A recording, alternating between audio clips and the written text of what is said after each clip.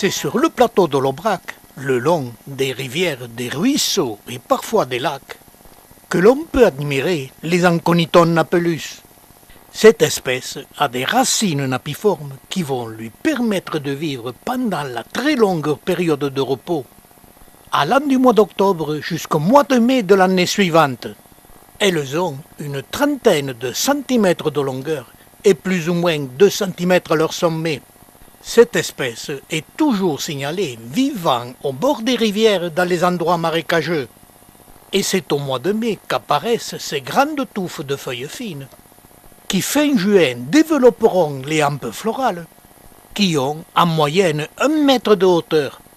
Mais j'ai pu admirer des hampes florales dépassant les 2 mètres, donnant des fleurs d'un bleu superbe qui se font toujours remarquer. Cette espèce est très répandue en Europe, en Asie.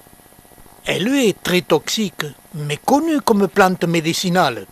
Et je laisse à l'image le soin de décrire ses fleurs.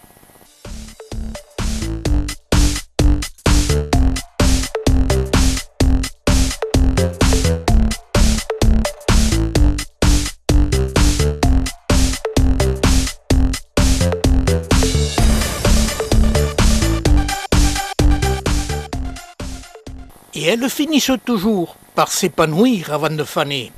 Jusque-là, rien de nouveau.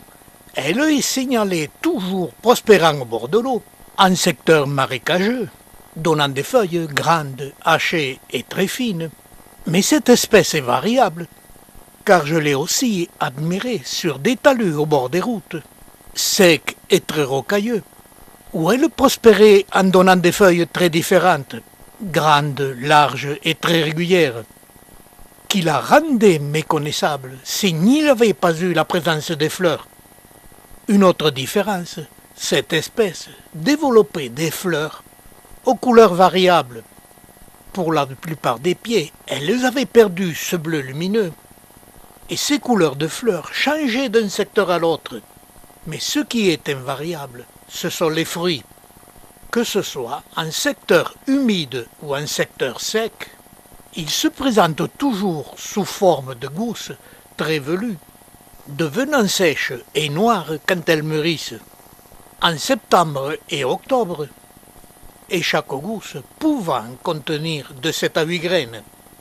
La particularité de cette espèce, avec ses racines napiformes, faisant des réserves de sucre, elle se présente comme une plante perpétuelle, mais ce n'est pas le cas, car chaque année elle développe cette longue tige florale qui, dès le mois de mai, prend naissance dans le sol en se nourrissant des réserves de sucre qui ont été accumulées l'année précédente, et le développement de ces longues tiges en épuiseront toutes les réserves, et ces réserves sèchent et disparaissent en même temps que les longues tiges, c'est-à-dire en fin d'automne et en hiver. Mais pendant l'été, avant de disparaître, elle a développé de nouvelles racines avec de nouvelles réserves, ce qui signifie que si cette espèce est perpétuelle, chaque racine et réserve ne dure qu'une année, du mois de juin quand elle commence à se développer sous terre jusqu'au mois de mai de l'année suivante, qui donneront ces très grandes tiges avec ces superbes floraisons.